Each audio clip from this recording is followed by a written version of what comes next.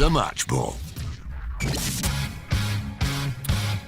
Hello and welcome to the Match Ball. Dan Moylan with you, with Rob Conlon and Moscow White as well. The show is brought to you by Levi Solicitors. There's a 10% discount on your legal fees. I've forgotten how to do it. levisolicitors.co.uk/the square ball. They haven't forgotten how to do it. They're still as good. Yeah, being solicitors as ever. In many ways, better than I am, particularly at solicitoring. I bet they're not as good as you at interviews. Well, thank you, Moscow. So I reckon if they were up against Angus Kinnear, they'd crumble. Let's not get into that now. But in a courtroom, they're great. Yeah, although do watch that and listen to it. We bloody won. 100% record this season. Pack your bags, lads. This time next year, we're getting ready for the Europa Conference League. Say, can you, etc. It was good, wasn't it? It was good, that. I enjoyed it. I think that was a fun game of football. Let's do more of it. Winning's good, isn't it?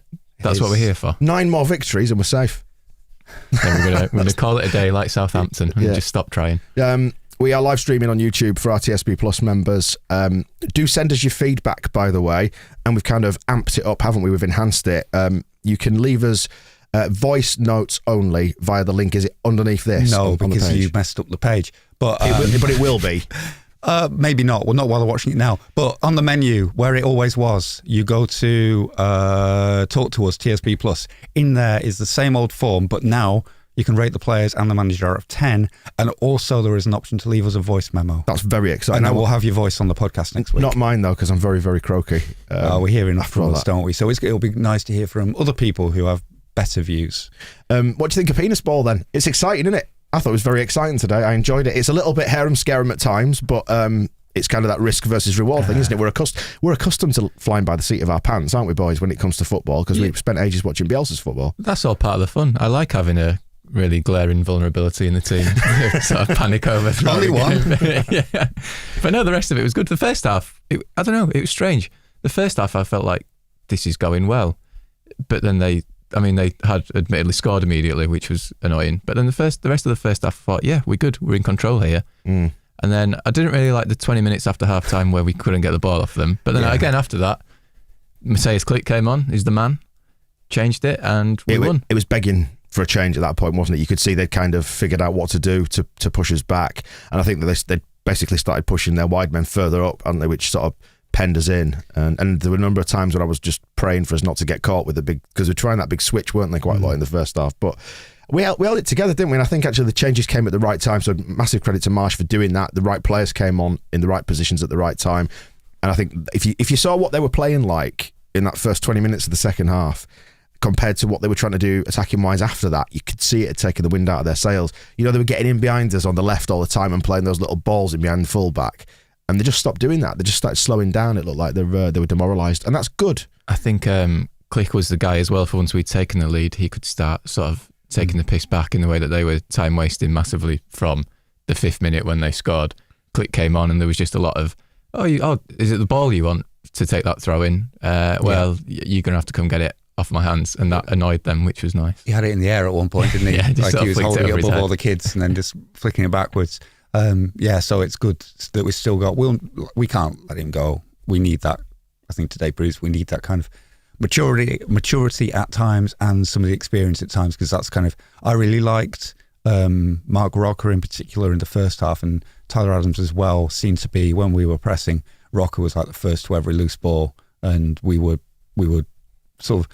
I know you tweeted at halftime that we dominated the game in the first half. I don't think we dominated it, but we didn't let Wolves rest at all. And whenever the ball went loose, and it went loose a lot from Wolves, Rocker seemed to be there, was the first one to it, and then Adams not far behind, although quite often some silly fouls from him. But that was good. But then those two kind of getting used to the Premier League. It's cliche, isn't it? Premier League experience. But Klick's got it. And also Klick's got the attitude where he just doesn't care about people like Wolves. Yeah, it's great. He just does that little thing. If you notice when he's doing his version of the pressing, just leaves himself in there just long enough, just to have a little nibble on the way through after the ball's gone. Although it doesn't take much with Wolves, does it? No. I did have them down. It was 12 minutes in. They had 3 men who'd gone down at that point. 2 minutes? Yeah.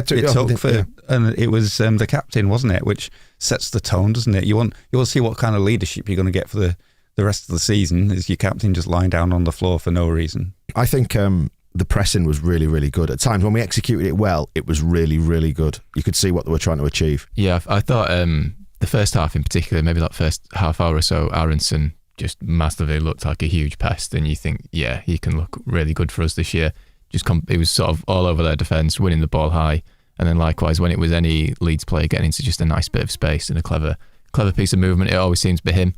I thought he kind of maybe got a little bit tired or just kind of fell out of the game a little bit, but then he was the guy that popped up. Although, is it now an own goal? He's taking credit for it. He's saying on the official channels, but I think the Premier League boring twats panel or whatever they're called have decided it's not his goal. Well, let's resign from the division. Like the European Super League team? Yeah, yes, we will refuse to be in this league until they give that goal to Brendan Aronson. And it was really good as well. That's probably like a great example of what we're hoping to see loads of this season, because it came out of almost nothing. I didn't think we were anywhere near scoring in that moment. It didn't look like anything was really happening. And then suddenly, bang, Clicks put Bamford to the byline, and it's a really good cross, and Aronson scored. And it was bloody efficient as well, wasn't it? Because we'd not had anything for that 20 minutes. Yeah, I mean that 20 minutes was tough, and and Aronson as well. When you talk about him getting tired, I noticed on the far touchline from me, he got really easily beaten at one point, and then didn't really chase his guy back. And I was thinking, where's Brendan gone? Was kind of my thought. And then that happens. Yeah. So we can turn those. I mean, I'm not a big fan of us not having the ball for 20 minutes. I don't think that's going to be a popular tactic if we continue with that the rest of the season. I'm just going to say, I don't think that was a tactic. It's just a thing that happened. A popular thing that happened. But then being able to produce a goal out of those situations is handy, to say the least. I think overall, I'm just going into the YouTube comments now. Perlo's Beard is agreeing with you, Moscow, saying Rocco was very good in the first half, faded badly in the second half along with the rest of the team. But I guess that you're at that stage of the season, aren't you, where you're running on fumes because you need to get up to the full pace of the season. Oh, we're not running on fumes. No, but like, was the adrenaline of oh god, they're absolutely exhausted. The training, we've been overtrained. But they haven't played proper football for several months. But you know what I mean? Like they're not up to the full pace of the season, so it's going to like tire them out, and particularly the new players who've not played in the Premier League, which is relentless. And you got to remember as well, like I always say, there's another team on the pitch. Wolves, Large, had his little tactics board out during a break at the end of the first half. He was frantically moving all the counters around. So I assume half time, he must have told them, been in there and been like, lads, play a lot better. Because they did come out and play a lot better. And the deal was they were much smarter about the way they were keeping the ball, because the way we got so much joy in the first half. And the reason why Rocker and Adams looked so good is because there was a lot of balls there to win. Either loose passes or we could get a tackle in, and Wolves kind of shut all that out. They didn't give us the opportunities to tackle them, and it broke us a little bit, because we just had to go like, oh, we cannot get the ball off this team. But then we reverted to, at least during that period, we did not let them score, and then Click comes on, we start getting the ball back, and everything's happy. But yeah, so that was that's the best Bruno Lage did, and apparently I only saw the very you're going to throw shade here, aren't you? Well, I only saw the very end of this, but he started trying to have a scrap with Jesse Marsh at full time.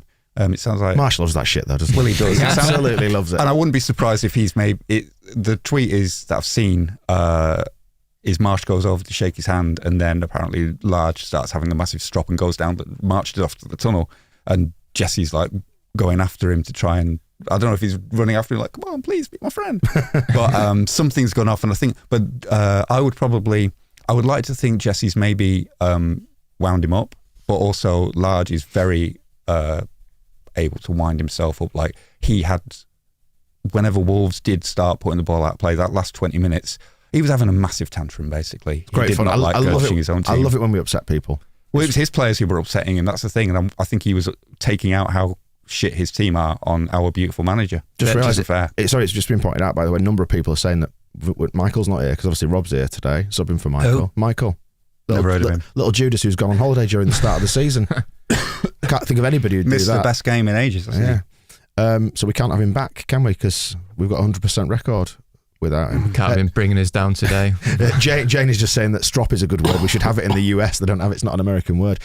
Greg is in America. He's in LA, saying the 5-sub rule was very important for us today.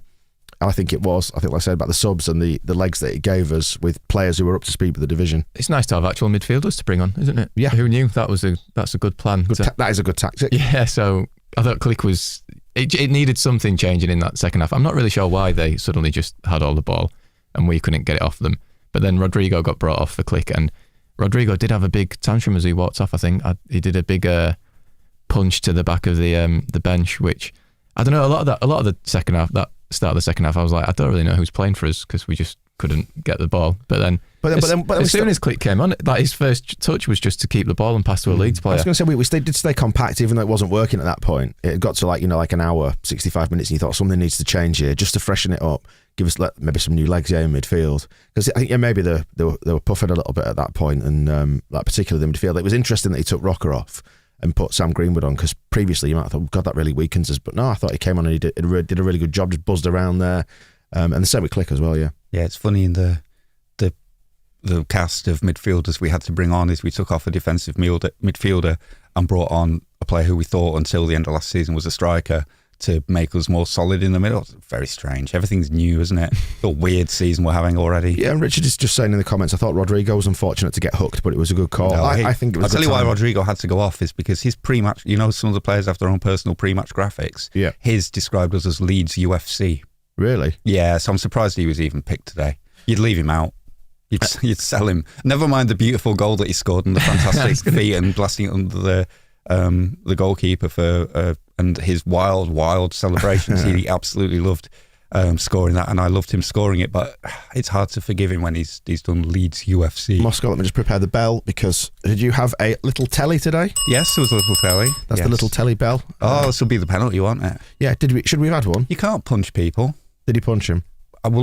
Christensen now has a big shiner under his other eye as well. You got the left black eye for Cagliari. Yep. And now he had one definitely on this one, which maybe is that a deliberate choice? For his defending for the first goal, perhaps he deserved it. But I think the only reason it wasn't a penalty that I can think of, because obviously there's no explanation. I only have the pictures, and you're trying to guess why the referee and VAR have done what they have done, was that the goalkeeper didn't even look at Christensen once. His eyes are all over here. Christensen is here, but he flies into him with his hand into his cheek. That sounds like an assault to me, Moscow. It was pretty bad. You get jailed for doing that down Briggate on Saturday night. I mean, you wouldn't do it now because you wouldn't look over there and go flying into someone over there. You don't know that. I've seen McDonald's down there. True. I guess it was a definite lack of coordination, but that's it. I can only think it wasn't a penalty because they've decided he didn't set out to go and punch him in the eye, but it was reckless because he just wasn't looking at him and went flying. I mean, he must have known the player was there, even if he's not had a proper eyeballing on him. Sounds like a vicious assault. It was pretty. I think it should have been a penalty. And so did the crowd. Everyone in the crowd was singing, "Where the heck is VAR?" inside Ellen Road, weren't they? We weren't happy in there. He's an interesting character, isn't he, old Rasmus? He went full Pontus at full time, you see. Yeah. That. Obviously, he was at fault for the goal, but then he did make up for it with a brilliant tackle in the second half. And the little telly view of that tackle it's an absolutely brilliant. Because they were just walking through to go 1-on-1 at that point. That was in that scary 20 minutes, and it looked like, oh right, here's the goal they're finally going to score. And it was a great tackle. So I guess he made up for it. And going full Pontus at the end there. With he was at the Cop and Jesse and Ilan were at the South Stand. John is saying, Daniel needs to drop those regional references if you want to keep the new American subscribers. Never. We're integrating you into our world. Briggate is a big shopping street, the main thoroughfare through the centre of Leeds. McDonald's is there. It's like downtown. Yeah, Main Street, USA. I think we can trust our American listeners have heard of McDonald's. Well, John's insulting their intelligence. And can picture what that might be like. And a fisting down Briggate late at night. I mean, there's something we perhaps will... Do you think they have fisting? Let's move on. Christensen it was a bad sinking feeling start, wasn't it? Because when you've come in with the hard man reputation and with the video they put out before the game to pump everybody up, starts with him staring down the camera being like, I'm the hardest man that's ever played football. And then whoever it was just shoulder barges him and he goes absolutely flying into the West End and they score. So, oh dear. And you do... is he going to be... Because one of the things people always accuse Pontus of was being kind of all noise and not a lot of heat. But he also, he kept... His first half performance wasn't... I wasn't a huge fan of it because he likes, I don't know if it's part of the system, but he likes defending the penalty area. So there, whenever the ball got switched, those big diagonals were going to their winger, and it was always, we let him have the ball and then face him up. Yeah, it was narrow, wasn't it? Like there was no gap between him and the centre half. And you'd think if he, he's a big, strong, shaven-headed lad, and you think you just beat him to the ball, like challenge 50-50, that don't leave him in the space, but I guess it's what we're going to do. I wonder, just on that, Moscow, do you think it was because they would prefer Wolves to take the cross rather than try and run at us? It seems that way, because then we have Llorente and Koch or whoever will be playing them today to head it away and Meslier to try and catch it. But then we did see on the goal, and there was the chance just before half-time when Meslier made that brilliant save where Wolves were able to kind of just cross it, head it down, pass it, shoot, and it's all a little bit much. I would, maybe like Rasmus to just kill a man. It's like, he can't have the ball if he's dead. So he that helps. I'd say he looks capable.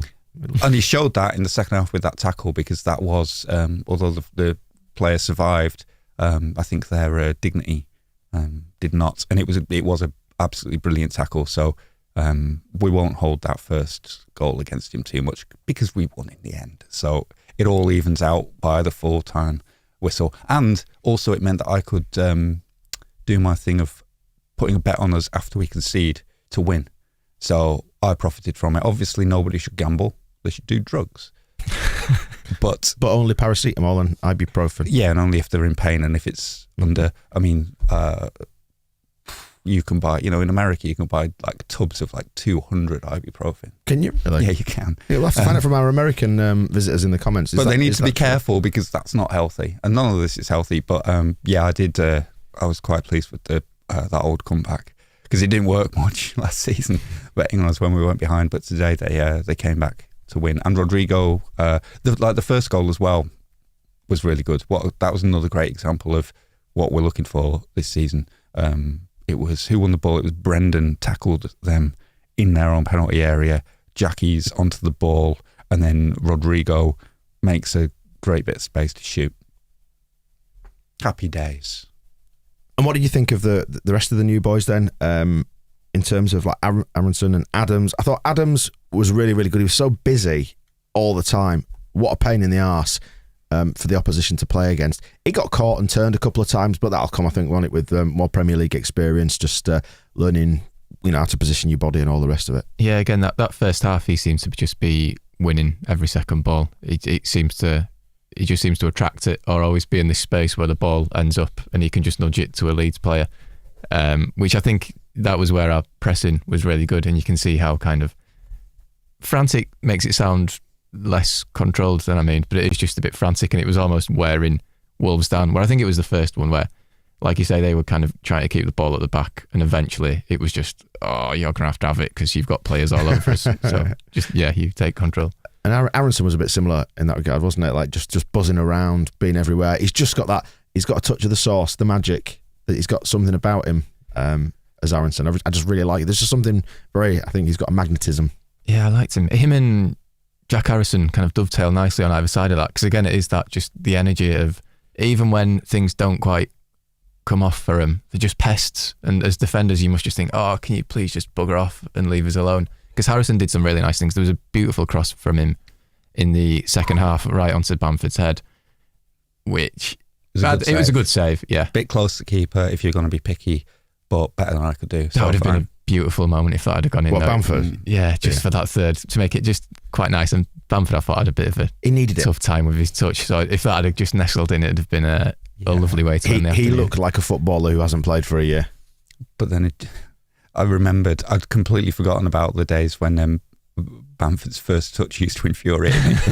But we were back to the ball kind of bouncing off him, which I don't think helped at the start of the second half, because quite often he was giving the ball back to Wolves quite a lot. And I'd completely forgotten about it because he scored loads of goals and became the England international and the brilliant player that he is.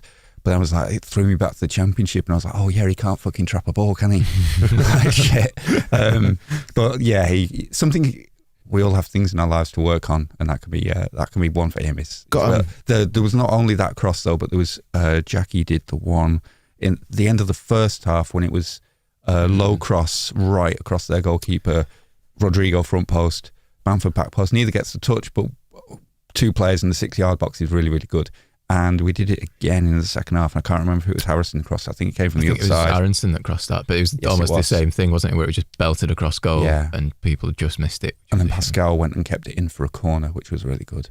And I've got a painkillers update waiting for you, by this is exciting. Okay. Yeah. Bamford taking the ball off their goalkeeper's toe. That was a good first touch. Yeah, bloody hell, that. And really unfortunately, I wish we'd scored from that. That would have been hilarious. Our friends on the other side of the pond, Lance is saying that he's just bought a family pack of ibuprofen. That's 250 count bottles, so 500 ibuprofen in Lance's cupboard. And Jane just follows that up by saying, we don't have healthcare, so we have to take anti-inflammatories by the bucket. Don't take a bucket load. I mean, if you are a new Leeds fan, then 500 painkillers.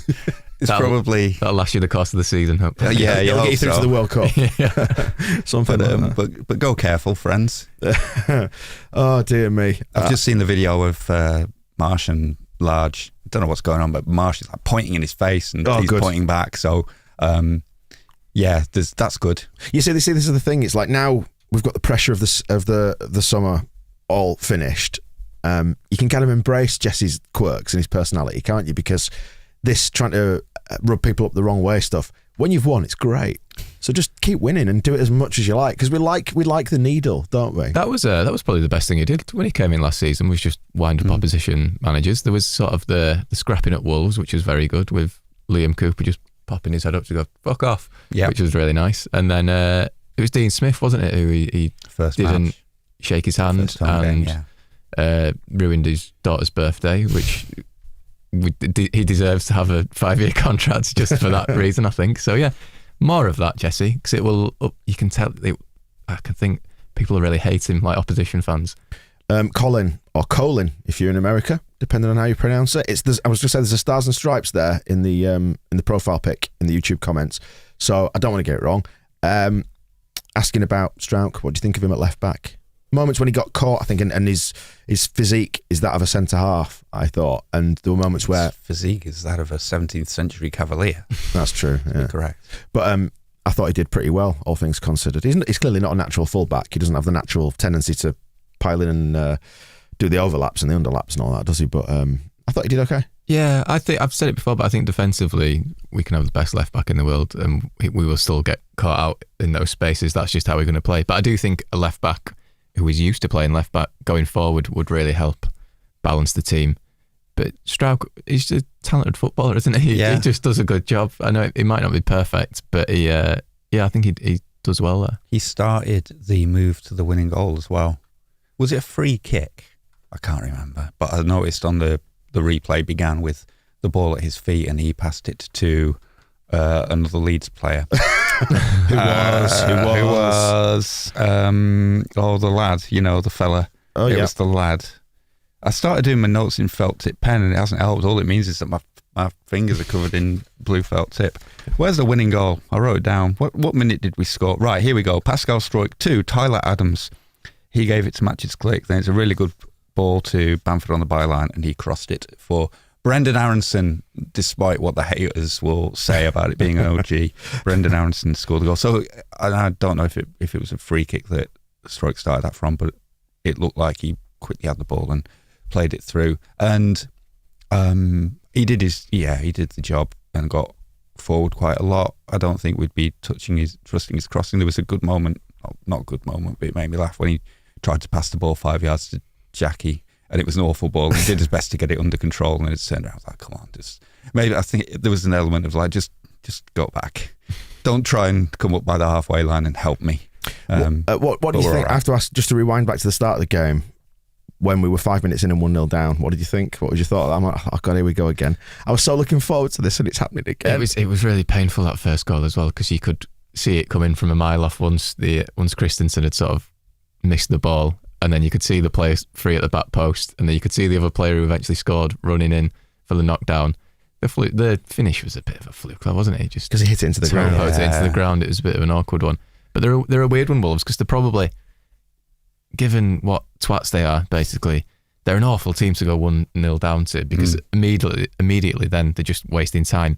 But then it makes it all the more satisfying to come back and beat them then, and to have that last 10 minutes where we could time waste. and give them a taste of their own medicine. Yeah, very nice. It was funny because, if you did hear or see the interview with Angus Kinnear, in which he was talking about why they made the change with Bielsa, and he was saying, in the Premier League, if you won 2-0 down inside the first 10 minutes, then you can almost say you've lost. And I thought, oh God, those words just started echoing around in my head, thinking, is this it? Are we in for this season again? But actually, I thought we came into it, and that's why I was saying when I tweeted out at half time that we dominated the first half. I thought we grew into the game, and then took charge of it, and we started to execute our plan a lot better. Yeah, I think maybe psychologically we dominated it, like we were in charge of Wolves, but they still had some big chances. Meslier, I think, has had a really good game again today. And I do wonder what we would be like without him, but we have him, so we use him. Yeah, Spider Boy is the best. It was actually someone's mentioned on the comments that the commentator who was doing the coverage today called him Spider Boy in the comments. Really? Yeah, which I like to think they've got from us. Everything good comes from us. I noticed we should have copyrighted it when we had a chance. The guy who kicked off all the Harrison to Newcastle controversy doing the interviews in Australia called him Jackie. See, and nobody was doing that before we came along, were they? There is a point here that has been raised. Let me just track it back. No, it's an interesting one. Don't like it. Ryan is saying that the crowd seemed to turn quicker than last season. Is that a fair observation? Like the crowd started to get a little bit wound up when we were on the back foot for that 20 minutes. Is what I think he means. The crowd was sort of getting a little bit unsettled. Is probably the right word. Just those grumbles about Leeds constantly turning over possession and just being hemmed in. I always think without what are we meant to do? When you just see Leeds player sort of carelessly lose the ball and the opposition player win it really easily, there is always going to be a bit of a fucking come on, sort it out. I don't know. Like immediately after Wolves scored, it went quiet a little bit, but it was very quickly into a we are Leeds or matching on together. I can't remember, but when there is. Because it was genuinely like 20 minutes as well. It wasn't just like they had 5 minutes where it was a right, come on. It was like, right, come on. And then 15 minutes later, you're still thinking, can we have a touch?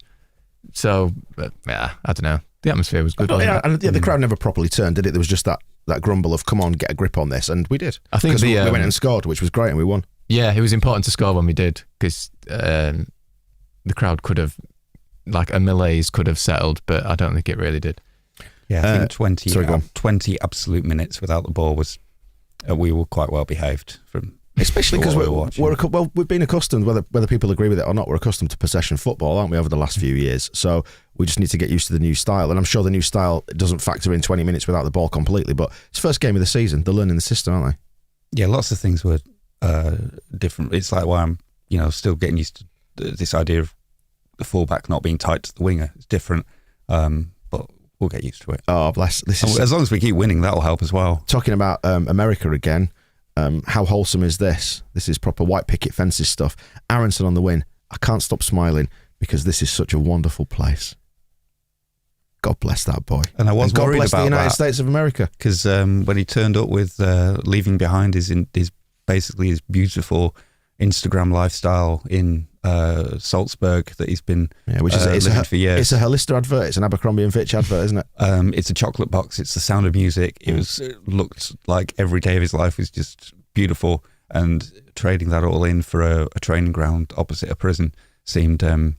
Much as I love the city of Leeds, I was considering moving to Salzburg if I could have Brendan Aronson's rich life there. But if he thinks it's a beautiful place, I'm happy he feels that way. Beeston is beautiful. It is today. Days like today, it's wonderful. Some follow-ups on the beef on the touchline. Graham Smith has just tweeted out saying Large says he heard something in the first half from Marsh that, in his opinion, you cannot say, so didn't accept the apology, but asks the media not to make a big deal of it. We won't, of course. And he ended by congratulating Leeds and the fans and so on for the win. No issue with the result. If he doesn't want the media to make a big deal of it, don't tell us what it's all about. Apple pie. Perlo's beard says Brendan Aronson is as wholesome as apple pie. Bruno Lage is not. That's cute. Is that like I'm not mad about this, but I am going to tell you that I'm mad about something. Yeah, there's something there that I should be mad about. I wonder what he said. God, I won't rest until I know. I hope it was something really, really outrageous. What can't you say? Maybe I know what it'll be. It might have been aluminium. It's aluminum, you guys. It'll be when Huang went down right in front of him because was it Rasmus kind Did of he put his arm out, whanged him to the floor? and the only thing compared to their goalkeeper absolutely smashing Rasmus in the face, it looked on the replay on the little telly. Oh, sorry, I was Ring the bell. You were talking for so long, I started thinking about something else. Sorry. That there was like a little brush of his eye, but then he went down, rolling around as if he'd, like a Wolves player. Like a Wolves player, right in front of Jesse Marsh's feet. Marsh had a massive strop about that because he had essentially like a dolphin flapping around in front of him, and from his point of view, it happened right in front of him. And I bet he's called Hwang a cheat, because you can't do that, can you? So I am filling in the gaps that we have to imagine something because Bruno won't tell us. That's my kind of educated guess is what could happen. You can have my ill-educated guess, which would be that he's he said all sorts of things about his mum, but I don't think that will have happened. One Wolves player went down in the second half essentially just because he had a chance to score. So they sort of broke away and nearly scored, and then the striker, or whoever it was, the winger, just decided to lay down in Leeds' penalty area. It was like he just went, I don't want to have to get back and join in. He might have been tired. He had a long lie down and then walked the long way back to go off the pitch when he'd had treatment. We know what Wolves are like. Yeah. Let's wrap it up then, boys, and decide who was your man of the match and how do you feel? I feel good. Yeah. I'd like us to do that a lot more. I almost feel, how good I feel is that even, did you see that bit when, is it Neto, where's their number 7? Did a spinny back heel through which was two of our players. Which was annoyingly dead good. It was really good. And so because it's been such a good day and we won, I'm even in the mood of like, wow, it was cool to see that bit of skill. Like, players doing good stuff is pretty good. It's just a shame when it's like a prick. But so I even enjoyed that, and good days. Good feels days. Sort of serene. Everything's just good. It's like everything's all right now, isn't it? Just start with a win, didn't we? It just makes such a difference to how we can go forward. How long did it take to win last season? I don't know how I about last season. It took ages, didn't it? September or October, something stupid, wasn't it? Yeah. And so now, even if who do we play next? It's Southampton. Southampton away, and then Everton. Something like Chelsea, that. Chelsea. Yeah, Chelsea might be. But Chelsea will be rubbish this year. Even if next couple of games draw. 2nd of October versus Watford last year. We've got to win there to kind of keep us through whatever comes through the next couple of weeks. And we know we can do it as well, because if we start off without a win, you have the big question of like, well, can we? Everything's changed with all these new players. It's the first thing, it's the marker you've laid down for the season. So we know we can do it. And Wolves, they're an irritating bunch of characters, boring bastards, managed by a dramatic fool, but they're not a bad team, so it's a good team to beat to start off with. It's been pointed out by Richard in the comments, we're 3 points and a 5-goal difference swing better off than the same point last season. You've got to feel good. I feel good, and I think absolute credit to Jesse Marsh for that today. It feels like a huge weight has been lifted and things are a lot better. We can kind of just go, this feels okay. This feels okay. We're above Liverpool, right? Are we? Probably, yeah. Our natural home. Drew with Fulham. Mitrovic scored 2, the player I said won't do it this season. So let's get to bloody Europe. Let's get to bloody Europe. I mean, sky's the limit here, isn't it? So let's just wrap it up. So did you pick a man of the match there, Moscow? No, I didn't. I hate doing that. Pick one. Oh, star of the game. Player of the moment. It sounds boring if I say Melier. It'll sound like I'm being. But I thought he was brilliant. I was just thinking the same. Aronson. In fact, Aronson was great in the first half. Scored the goal, whatever anybody wants to say, and and he's he has called Leeds a beautiful place. So what more do we want? And it's his debut as well. It's wholesome as apple pie. Wholesome as apple pie. We'll wrap it up there then. So if you are a TSB Plus member, have a look on the website when Moscow fixes whatever I broke. Oh, the website is fine. Just go to the menu, and go in the menu under Watch. It says Talk to Us TSB Plus. Click that, and you've got the feedback form to fill in, and you can rate the players, and then we'll have a man of the match rather than us trying to desperately guess one. And also, please do leave us voice messages. You just press the big button, and then it will turn your microphone on, and you just say some stuff, and then there'll be a box, ask your name. and that will be perfect. Yeah, because really we're revamping the Leeds half of propaganda this season into its own little show, so we want to hear from you as well, so have a look on the website for all that. Leave your player ratings as well so we can tell you who your man of the match is. I think that wraps it up. Gentlemen, it's been an enjoyable first day of the season. 37 to go. Should we just win 37 more and call it a day? Sounds good to me. Yes. Easy. Thanks for listening and watching. We'll see you soon. The Match Ball.